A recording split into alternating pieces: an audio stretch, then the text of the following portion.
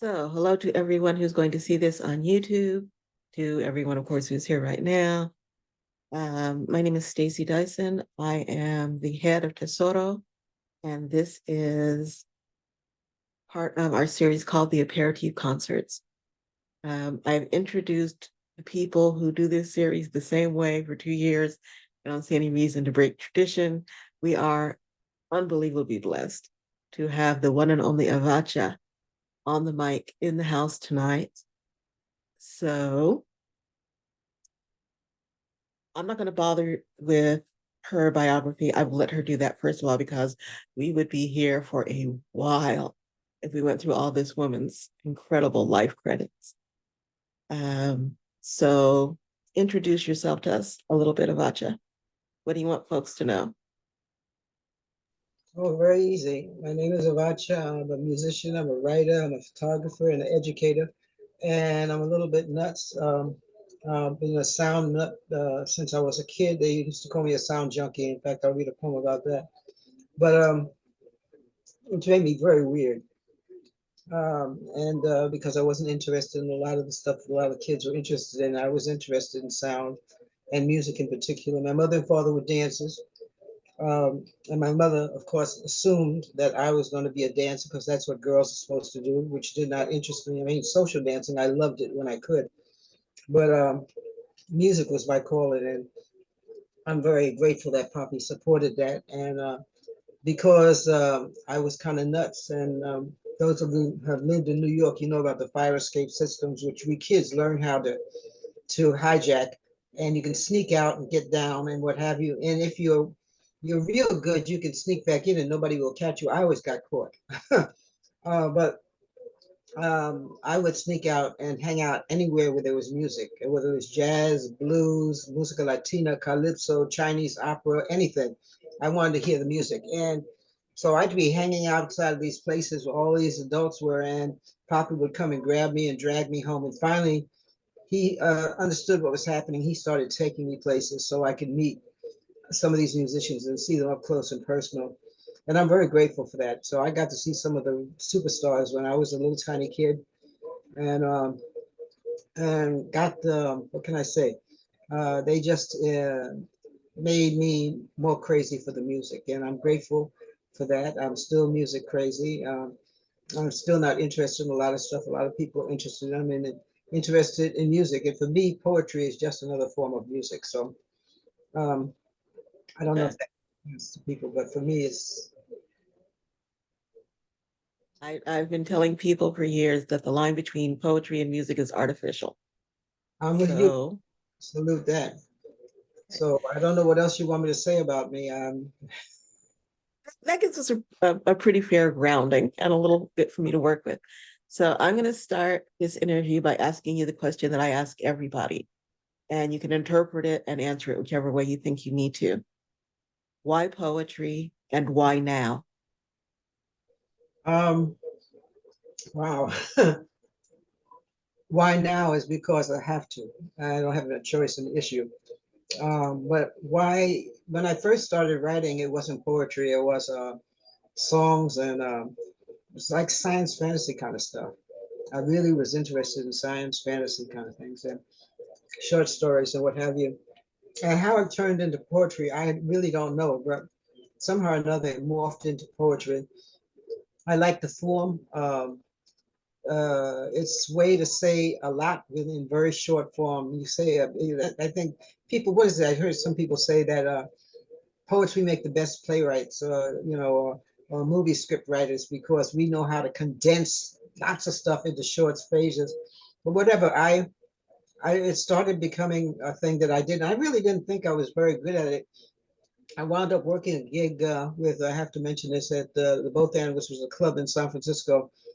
My group, we opened during the weekend. John Handy's group opened on the weekend, and Rasan Roland Kirk, who was one of my idols, came into town.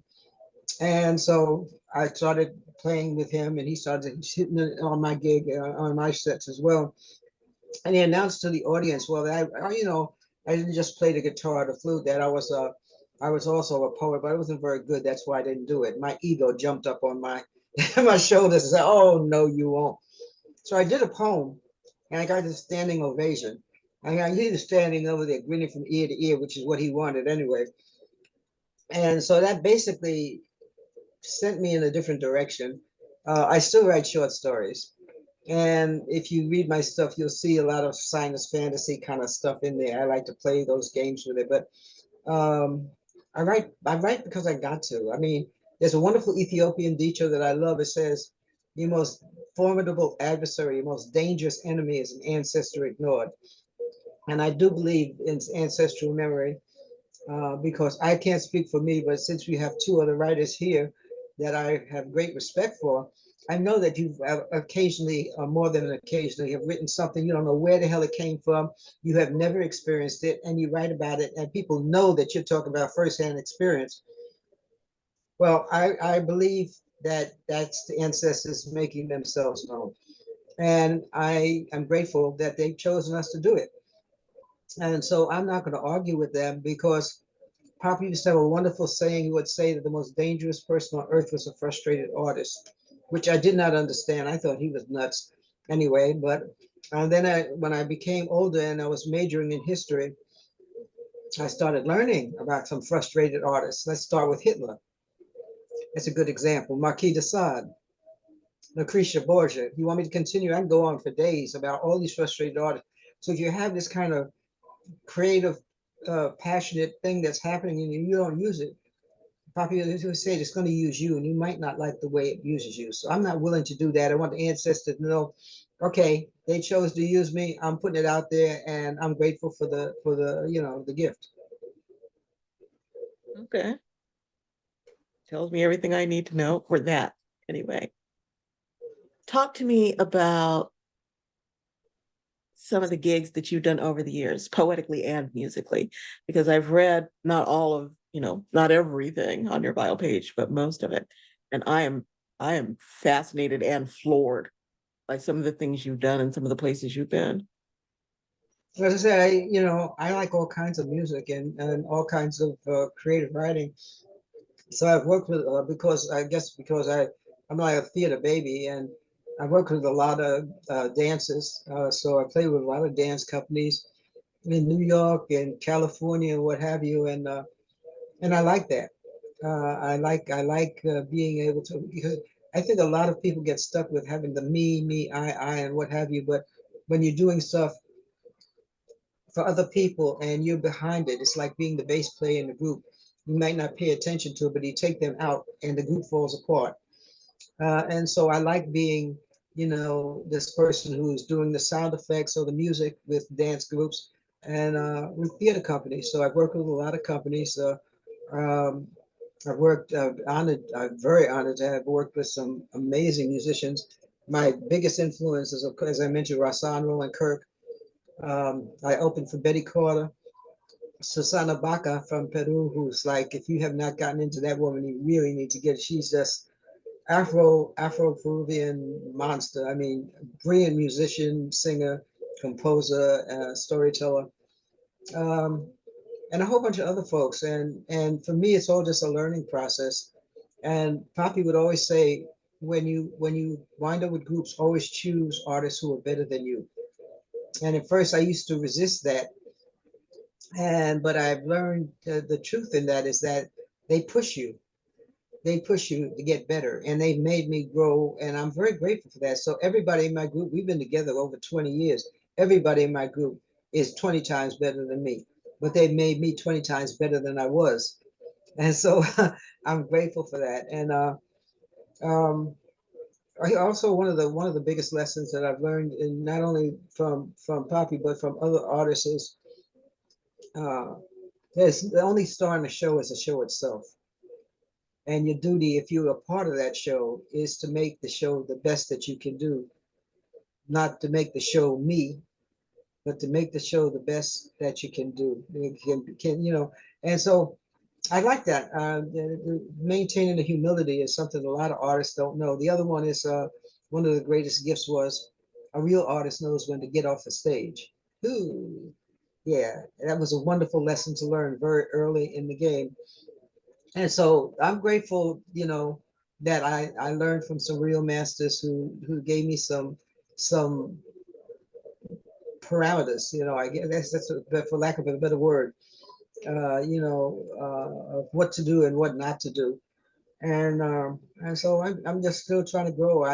I'm 83 going on 183, and my stuff is better than it's ever been, and for that I'm truly grateful. I cleaned up a drug and alcohol problem 53 years ago, and contrary to popular belief, that does not make you a better artist, being an dope fiend or a drunk.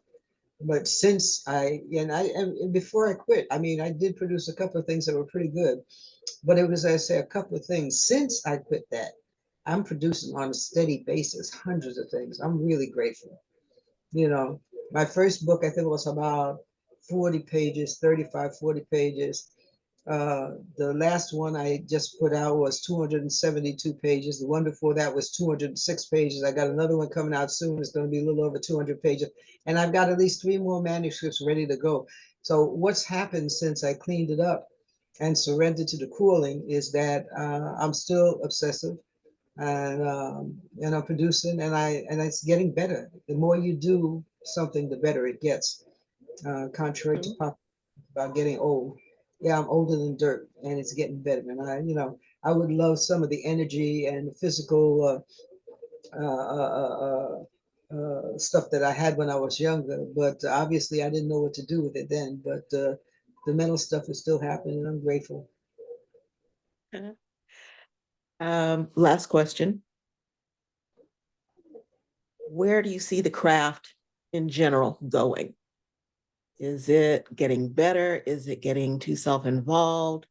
Is it evolving the way it should? Where are you seeing poetry going right now? Wow, I don't even know that I can answer that question. I think that whether it's poetry, music, dance, creativity is going to exist. It is going to exist. It is a consciousness that is going to exist whether we create or not. Um, and unfortunately, a lot of people get involved with the creative processes for very strange reasons, not because they're called to do it, not because they love to do it for its sake or what have you. They get involved or want to stand on stage. Or one guy told me the reason he got involved because it made him let him meet more girls.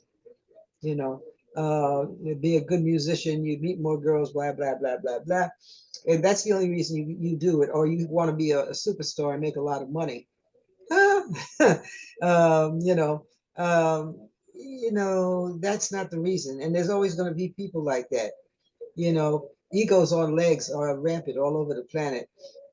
But creativity, the principle of creativity, I believe, is always going to be here, whether we're here or not. And I don't know where it's going to go or how it's going to go, but I know it is going to go, and it won't stop. And it won't stop because of me or you or whatever. It's going to go because it has a life of its own. It's like that blasted pandemic we're living through. The virus is mutating, saying, I ain't going nowhere. you know, I am going to survive. And I think creativity is the same thing. It's going to survive. A lot of spirits have put a lot of energy in this, and I don't think that the spirits disappear because the bodies disappear. And all of that energy is out there waiting to jump on somebody. I'm grateful I'm one of the people it's jumped on. I don't think I can ask for any more than that. Um, so I'm going to go ahead and turn the stage completely over to you. All right, all right, okay, I see something. Kimberly, thank you for joining us. Okay, I'm going to do a few poems. Some are from my books that's out, some is from books that came out before, some is from the book that's coming out. My book that's out now is called With Every Step I Take Two, the number two, and it's in English, Spanish, and Spanglish. And uh, that's the title and this poem, the lead poem in it, in itself, they're all metaphors because reality is I've been in a electronic wheelchair for quite a few years now, and it's not going to go away. I have MS, and it ain't going to go away. I'm going to be in a wheelchair, and I've accepted that, and I'm grateful for the artistic creativity that went into whoever these geniuses were that produced this wonderful machine that gives me the ability to go all over the planet. But so this poem is called With Every Step I Take. My feet stand in dreams, run circles around the lakes in my mind, climb tropical hillsides inside forests hidden behind the tenements, and dance all sweaty. A passionate urban exorcism wrapped in cortijo magic. My feet swim through concrete and drink the wind. They sing low-down blues tunes and pray with jazz bands. My feet are poems. Every inch on my road a chant, a sacred inspiration, a song, and with every step I take, I create and create and create and create and create. And as I mentioned, I was called a sound junkie at a very young age, and I accept it. So this is called True Confessions of a Sound Junkie. I I am a bona fide sound junkie. Call me a child of music.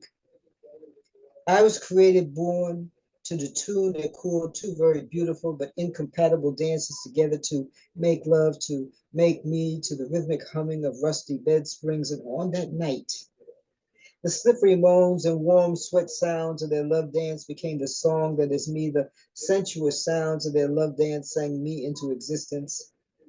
That night did not walk in softly, and neither did I. I came with all the fire and wild passion of a hurricane. Like a shy tornado, I came. I heard music and the rustling of newspapers in the streets and a symphony and the sound of dripping water. Every squeaky door and leaky faucet had its song to sing. I even heard music in the dice games on the corner. I ran wild and free, like the doo-wops and mambos, kaiso, calypso, boleros and gospel, bombas, sambas, blues, and jazz. Sweet, uncontrollable melodies that were everywhere, melodies that drowned the filth of city streets, but always left a place for me in the silence between their notes. And every time I thought I'd lose it, of course, the racket was more than I could stand. Spirit said, listen, listen, listen for the rhythm, listen. It's there, listen. All around you, there's music everywhere, listen. Find the rhythm, listen to the rhythm, and when you become that rhythm, you'll find that noise is only a lonely sound, sound, sound, sound, sound, sound, sound, sound, waiting, sound, waiting, waiting, waiting for someone who does more than just hear with the ear. Spirits and listen. Noise ain't nothing but a lonely sound, sound waiting. Waiting, impatiently waiting, looking for a friend. And I knew that I could be that friend, that wild and crazy friend who's not afraid to grab the stage and let the people know noise ain't nothing but a lonely sound, sound, sound, sound, sound, sound waiting. Sound waiting for a song to sing. Sound waiting, impatiently waiting, searching for that somebody who listened long enough to make her want to sing, but someone like me, someone like you, someone that knew that noise ain't nothing but a sad and lonely sound. Just another naked note looking for some clothes. Um, where do I go from here? Okay. I um I like all kinds of music, and I'm gonna take me out of it. Can I take me out of this what do you call it? Because this big thing of me is getting in my way of concentrating on the book and the words when I have to stare at this thing of me out here. Can I, what do you call it? The can I make this small? Let me see if I can change it because I don't need this. Ay, Dios mío. Yeah, there we go. Ah, good. Okay. Um, I like all kinds of music, and like I mentioned in that poem, and it all talks to me. And as a black person, wherever we've been, we were taken during slavery all over the place. But wherever we've been, there's always been a storytelling kind of music, uh, whether it like Trinidad and Tobago, like Kaiso or Calypso, or in the Deep South, the blues, in Brazil, samba. There's always been that storytelling music. And usually that music is really shined on by the powers that be, the public radio stations, not just here, but everywhere in the world. There was a tune I heard that came out, I think it was in the 20s. when the race records, they call it race records, a blues thing said, pimping in the name of the Lord. They weren't going to put that on the air because the blues and those types of music, whether it's samba, blues, calypso, it tells all your business. I know there's a calypso one that says cockroach, inchy petticoat. It's like these storytelling musics don't just tell the good stuff and the romantic stuff. It tells all your business. And so people shine it on. This poem that I'm going to do next is called Oaktown Blue. When I first came to California, Northern California, I was introduced to a gentleman, um, L.C. Good Rock and Robinson, who was like a walking encyclopedia of the blues. I had always loved the country blues, that Delta blues. And what I didn't realize, I knew there was something very special about it. And when I got into history, and especially history of music, that comes straight out of Mali. If you don't believe it, get some of the music of Ali Farko Touré, traditional Mali. If you don't hear the blues, then something's wrong with your ears. We didn't just come here as empty vessels. So whether it's the blues or Kaiso or what have you, we are continuing the tradition. And so this one, thanks to LC, I got a chance to really, really understand the blues scene here in the Bay Area. And I thank his memory every day. He was a major, major musician who unfortunately most people don't know about, but not a multi instrumentalist and a musician, composer. Anyway, this is called Oaktown Blue. They came on foot, by car riding hope, on horseback, by train on the plain. They came wearing faith, pockets full of dreams, running from cotton fields and chopping cane. They came running, knowing better was waiting, carrying their whole lives in paper bags, carrying guitars on their backs, sacks full of tall tales and blue songs of a home they knew they'd always miss, but swore they'd never go back to. They came by ship, discharged, scars, wounds no time could heal. Released from military hospitals on West Coast shores, they'd never even seen battle fatigue. Confused, feeling used, and they came in droves from the wars, shell-shocked and tired and looking for a home, and when they didn't find it, they built it. On any night in West Oakland, you might run into migrant workers straight out the cotton fields of Georgia, strutting their stuff and partying and bumping and grinding alongside of armies of ditch diggers, tradespeople, and unemployed PhDs who were never told they were unemployable. Saints and sinners from Texas and Mississippi, from Arkansas and Virginia and Maryland, the Carolinas, even the West Indies, all dancing away their rage. A rage and sadness hidden behind memories of clouds of cotton and buried beneath too many mountains of sugar cane and tobacco leaves. A frustrated fury gladly forgotten and left behind to rot in deserted plantation fields. And you could hear the relief in the clubs as Big Mama Thornton took a crown and gave Oakland everything, everything. Woman gave us everything, everything she wasn't allowed to give in the South. John Lee Hooker brought the boogie out the Delta, and Bob Geddins, Ivy Joe Hunter, and Charles Brown gave us smooth.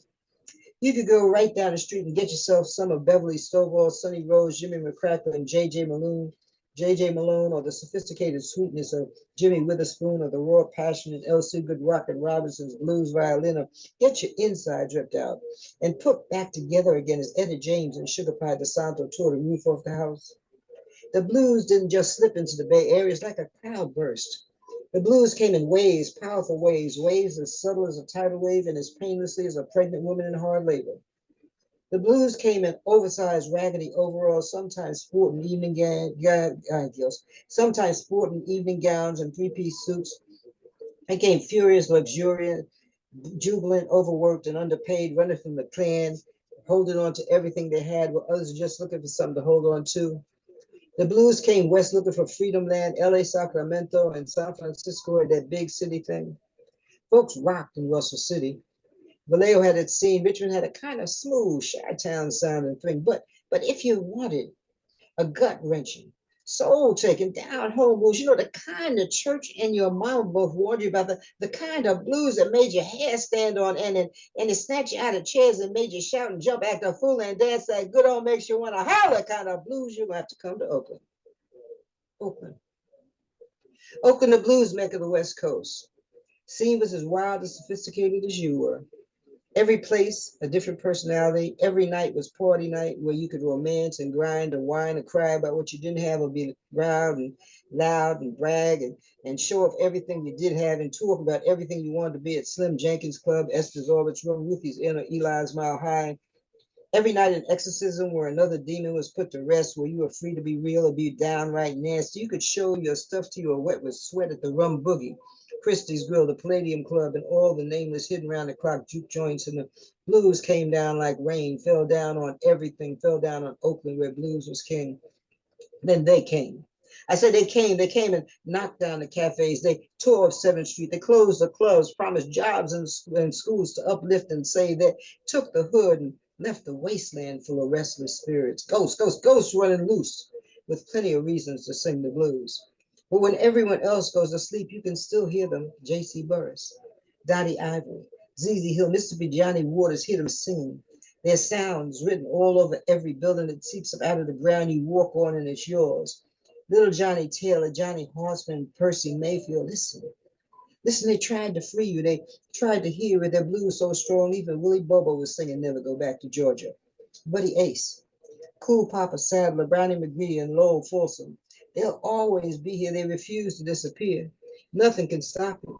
Gentrifiers can't block it. The same folks that dance from the blues scene into the mambo sessions and back again at the California Hotel now run the Dorsey's Locker, Bluesville. Sweet Jimmy's and the Fifth Amendment. The same people and their children are bringing in the new. Queen Ida came two-stepping out the bayou, leading the Zydeco parade, and Sugar Pie DeSanto and John Lee Hooker never grow old and still right on top of our totem pole. There's Lady Bianca and Jesse James, E.C. Scott, and Al Vaughn, Sister Monica, Bobby Webb, and Gwen Avery, Little Frankie Lee, and Billy Dunn, Wally Trash, Faye Carroll, Willie G, Frankie Kelly, Johnny Talbot, and Ronnie Stewart, leading the caravan of all stars into tomorrow. It's in the air we breathe. It just keeps on coming and coming and coming and coming, and nothing and nobody can stop it. Other folks will keep their big heads stuck way up in the clouds, but when it all comes back down to earth, the prize is ours, and it's our jewel, and it's still coming down, Oaktown Blue. Anyway, those last few poems were from my book. There's a book that's coming out, another one coming out pretty soon. Um, and it has this one in it. It's called Still Paying the Price. Because it's really interesting. Those musics, whether it's a blues or whether it's calypso or kaiso or pan music, steel pan music or samba, when they first start, the powers that be really did their best to destroy them and to give them a bad name. And everybody was considered a bad John. You playing the blues, something was wrong with make a deal with the devil, all kind of stupid crap, and same thing with samba and Kaiso and the Pan Man and it's like when I was growing up, I can't speak for anybody else, but I speak New York.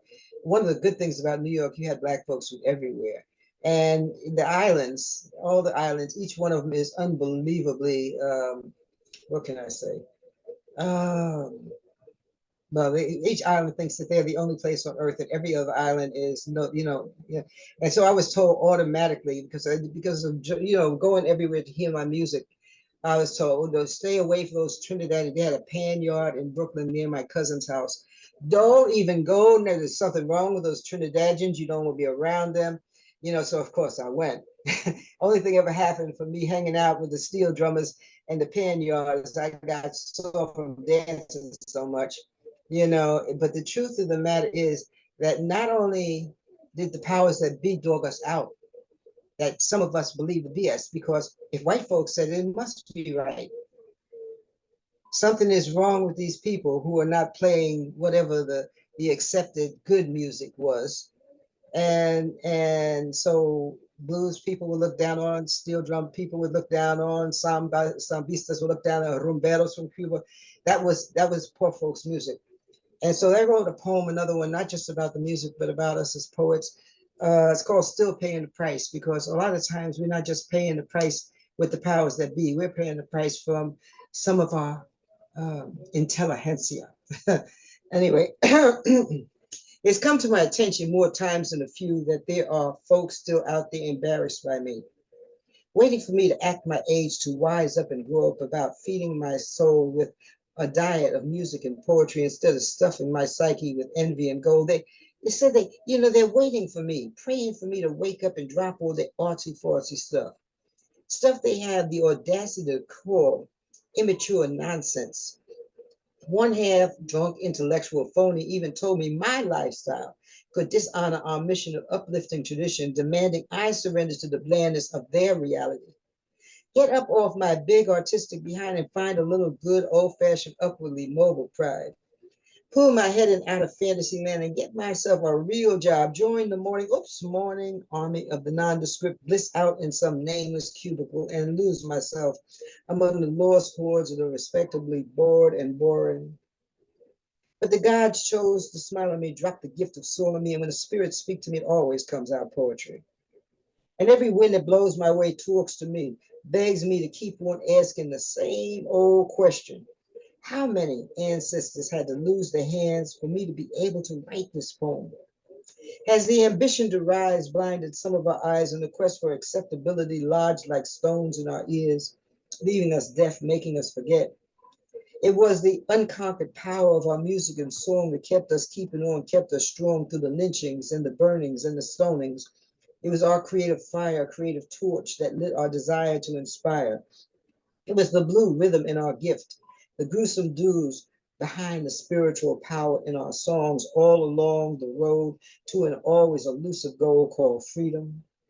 This is the gift that some would like to sit on the back burner, a blessing that some others just love to ignore, forgetting those times when we were their all and there was nowhere else to go. They don't even know they are what they're running from.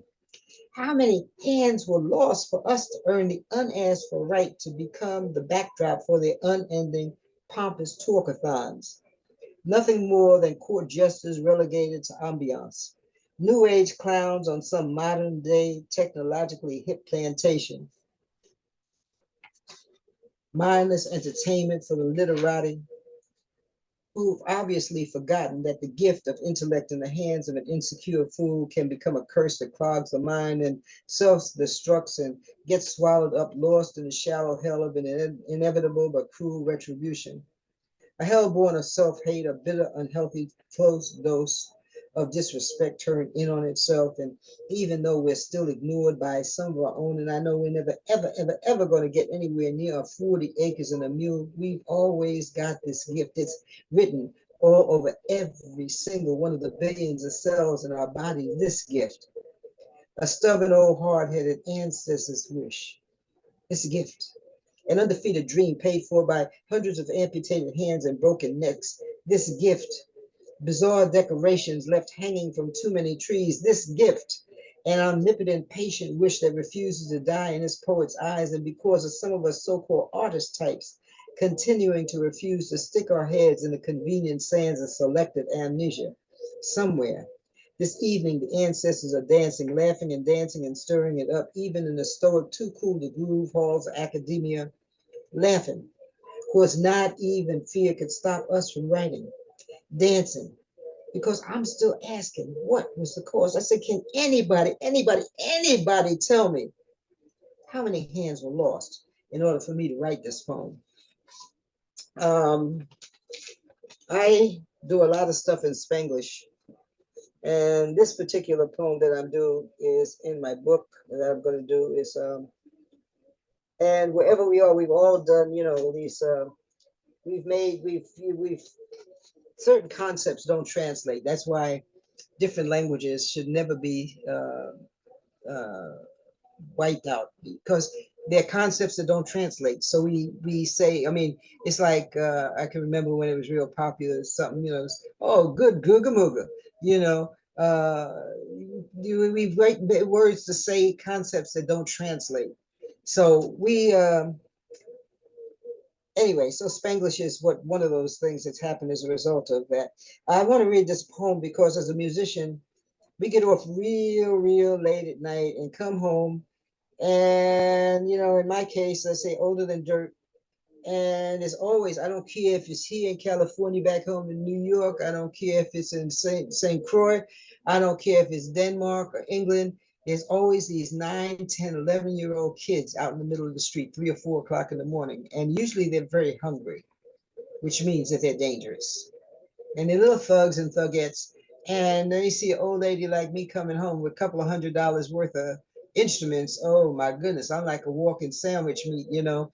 And so I wrote a love poem to these kids where I was living at the time. There was a parking lot at what do you call it, a laundromat at the corner, and they would hang out there. And they would see me come, you could see them drooling. And so I wrote a love poem to them basically to win them over. And I'm grateful it did. I gave them each a copy of the poem. They taught me so much. One of the first things they taught me is how organized they are. That poem wound up in every street newspaper in Northern California. They have a group out here called Youth Speaks. They were doing the poem all over the place. I got off the BART in downtown San Francisco, and this chubby little Chinese girl ran over to me, with her arms around me, and go, "Grandpa!" And I thought she was nuts until I realized that she knew the poem, every word in the poem, the English, the Spanish, the Spanglish. I wrote it. I haven't memorized the poem. And she said something that changed my life. She says, you know, nobody ever talks to us. Thank you. And so I repeat this almost every poetry reading I do because I think that one of the most dangerous things that we've done, we've lost ourselves and forgotten that these children are children. And they're not in the street because they love being hungry and being out in the street 3 and 4 o'clock in the morning, rain or shine or whatever. Something horrible has happened to these children. After that poem was written and those children spread the poem all over the place, I couldn't get out of my car without having, you know, with a loaf of bread and having 3 or 4 or 5, 10 little thugs come up to help me. I was the safest person in that part of East Oakland, you know. And so I'm telling you, don't forget their children. You can say hello. You don't have to take them home. So this is a poem that was inspired by those children, and I wrote for them. It's called Street Children of the Night para los chiquititos de la noche en cualquier lugar. It goes like this. Black and brown children of the night que ya no saben nada de jugar. Mis niñitos de la calle, queridos morenitos whose ideas of having fun got swallowed by the darkness. If I could, I would wrap you in sunshine. I would hold you close and fold you in these arms and caress whatever's left of the child in you with lullabies. I would like to cover every injured inch of you with home cooked self-esteem and better deseos vacantes. I want to fill the hole that hurt dug. Take my hand and I'd swim defiantly through the fires of hell for you and with you through the mugre of disrespect. I'm a hard-headed kind of lady. And I just can't see myself giving up on you. Somos lo que somos, you and I, para nosotros somos todo lo que hay. We've been fused together by history, por lo bonito y los sueños robados, like spiritually in the maze of our destiny. Oye, mis negritos, mis pequeños callejeros, lo necesito. The truth is, I know I need you. Y yo sin ti soy nada. And if I had a chance, I'd refuse to turn you loose until you were so in love with yourself that self-destruction would disintegrate under the pressure of your presence. And you were so secure in my love for you, and so sure of the splendor you had become that even the sun would lay aside its arrogance just to get a chance to reflect the brilliance of your essence and bask in the bold truth of your integrity. En ti vive una verdad real y yo sin ti no existe ni un sendero de la esperanza. Oh, say can they see you, my beautiful wild lotus flowers. If I could, I'd bathe you in a sea of rose water. I'd convert your waves of pain into an ocean of pride and faith. Yo te pido, dame un chance. Please, please, please let me in. I promise to do the very best I can, even if I have to wake the dead and conjure up our ancestors' breath. I'm not too proud to act a fool, get down on my knees and holler and scream and beg all the spirits of goodness to intervene, to blow away the fog of dismay and distrust, para santificar tus lágrimas and dissipate the rage burning behind your eyes, so together we can wash away the centuries of emasculating doubt and defeminizing lies and have a little fun and learn to play a brand new game called Demolishing Walls of Self-Hate. Children of the night, mis niñitos de la calle, I want the stubbornness of my love to help you turn on all the lights inside your soul. Tú eres mi sangre. I will not allow the streets of any city to steal you. You, like a lotus blossoming in the night, mis queriditas, alma de mi existencia. I will not let the cesspool of Fulinga make a happy fast food meal of your dream. Chiquito de la esquina, you are our only wealth. You are the most and beautiful part of me, and I'm not about to let you go. I will not permit the hungry stupidity of greed to feed you to the streets without putting up a fight. Amorcito pedido de la noche, if I could, I would pave your path with stardust and massage your mind with a steady diet of just how important you are. Make sure you know you're too damn important to let the world just know. Excuse me, let the world just throw you away. Forgive my mistake. You're too damn important to let the world just throw you away. It's my job to remind you on a daily basis this crazy old lady is here to stay. I'm still here, staying and praying and praying and staying and praying and praying and praying and praying and praying and praying. You let me in, mi cielito negritito de la noche. I'm talking to you. Can you even hear me? It's our tomorrows that you're throwing away. Queridos niñitos de la calle, I'm still waiting. A stubborn old lady with a heart full of love, standing in the shadows and waiting on who you could be, waiting for you to finally see me waiting to wrap you in a blanket of sunshine. A good example of that not being able to translate different concepts. In Puerto Rico and Cuba, the word negro and negrito or negra doesn't just mean a black woman or a black man. In the right hands, it also means darling, sweetheart. Then it also means those negative things, depending on those other creatures that get their hands on it. And there's another word I use in here, fulinga, and the best way to translate that would be as a concept of a hell made of human shit. So, so anyway, there's concepts that don't, just don't translate. So, Right. We've got time for one more.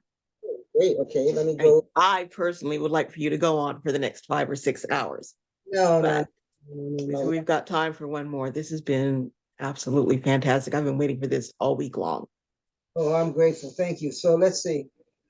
Let me do this one. There's a wonderful exhibit happening up for those folks who are in California. It's at the Minnesota Gallery. It's on Manifest Destiny, a stupid concept dreamt up by psychopathic lunatics.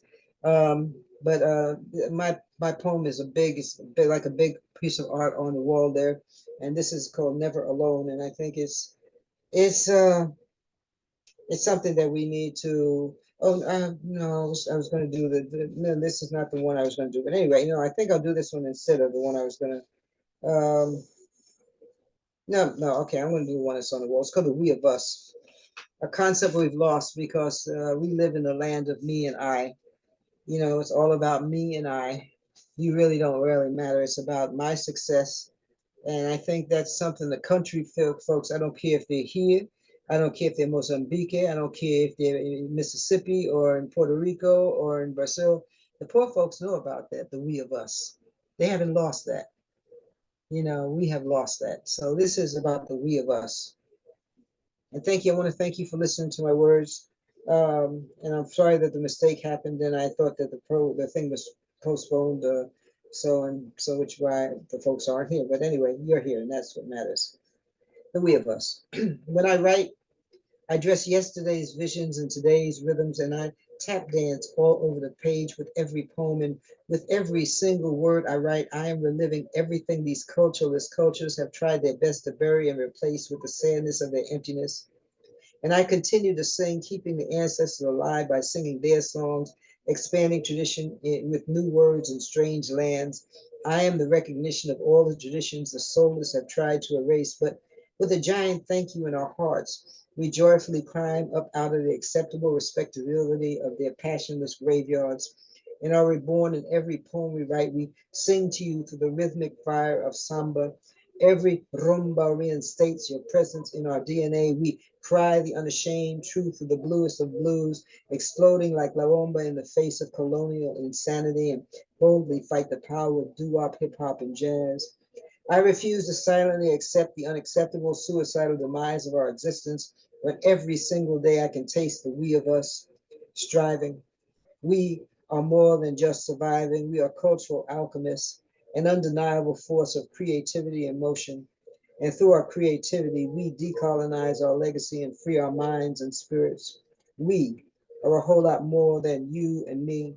It's all about the you in me, the me and you, the we of us, writing our way out of the delusion of manifest destiny, self-righteous madness, and reinvigorating the dreams our ancestors died for. Thanks for listening to my words. And I am going to put in the chat my book as well as a couple of CDs that I'm on, and our poetry series, which is monthly, and it comes up the fourth Saturday of the month. Join us. So we have 4 features always, and only 10 open mics. So if you want to be one of them, that means you have to get there early. And with that, in fact, the next one coming up, Stacy is one of the features. So, and I know Diane has been one of the features. But anyway, please, come on out and party with us. And thank you for listening to my words. Y'all open up your mics, give this lady some roses. That was absolutely fantastic. I am transformed for the rest of the week. Yes, yes. You write musically. There's a rhythm to the pieces. I mean, it's just wonderful. It's such a pleasure and honor to hear you read your work. I enjoy so much. Thank you. Thank you. Thank you. And I never get to hear you for more than a handful of minutes at a time. So this has been, just pure indulgence for me. Thank you so much for being here. I do truly appreciate it. And your time and your words. I am never anything but just blown away by what it is that you do. In my book, it talks some things I didn't talk about. In order to maintain myself as an artist, I have not only been a school teacher and all that other kind of stuff. I worked in the fields picking strawberries and other God knows what awful stuff. So get my book if you want to really know what's happening with me and what I am, because it all pops up in there somewhere, in the mishmash. You'll find out who I am. But please get a copy of my book, and if you can't, tell somebody else to get a copy. Thanks for listening. Thank you. Tomorrow, like I said, we're doing a double shot week. Tomorrow at 3:00 Pacific Standard Time, we have one of our new Tesoro members, Gemini Fox. If y'all have not heard this woman, you need to hear this woman. So with that being said, thank you everyone for coming. Avotcja, thank you again so much. It was incandescent. I'm never sure what time zone people are in. So I'm just going to say, have a fantastic wherever it is in the world you are, and we will see you somewhere around the way. Y'all take it easy. Stay safe, everybody.